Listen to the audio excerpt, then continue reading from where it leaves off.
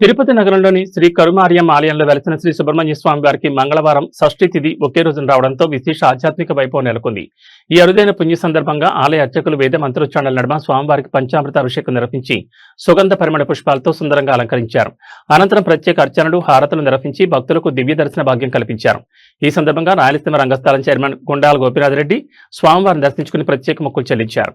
ప్రతి నెల వచ్చే షష్ఠి తిథికి విశిష్టత ఉన్నప్పటికీ మంగళవారం రోజున షష్ఠి తిథి కలిసి రావడం అత్యంత మంగళప్రదమైన యోగమని తెలిపారు. ఈ పవిత్ర దినాన శ్రీ సుబ్రహ్మణ్య స్వామిని భక్తి శ్రద్ధలతో దర్శించి పూజిస్తే ఆరోగ్యం, ఐశ్వర్యం, సంతానాభివృద్ధి, శత్రు నివారణతో పాటు సకల శుభ ఫలితాలు లభిస్తాయని పేర్కొన్నారు.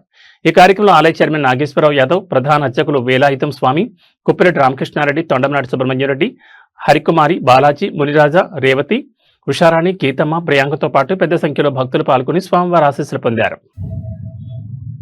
అరోహర సుబ్రహ్మణ్య స్వామికి అరోహర.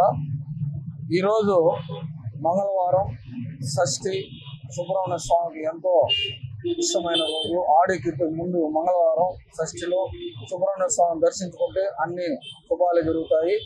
శ్రీ కరిమారి అమ్మ తల్లి ఆవరణలో ఉన్న సుబ్రహ్మణ్య స్వామికి ఈరోజు ఉదయమే ఆలయ చైర్మన్ నాగేశ్వరరావు యాదవ్ గారు, అలాగే ఆలయ అర్చకులు వేలాయుధం గారు ఉదయమే స్వామివారికి సుబ్రహ్మణ్య స్వామివారికి ప్రత్యేక అభిషేక పూజలు చేసి అలంకరణ చేసి మాకంతా భక్తులు దర్శన భాగ్యం కల్పించారు.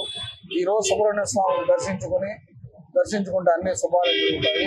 ముఖ్యంగా ఆడికిత్తుగా ముందు మంగళవారం షష్ఠి రావడం, సుబ్రహ్మణ్య స్వామిని మనంతా దర్శించేసుకోవడం చాలా విశేషము.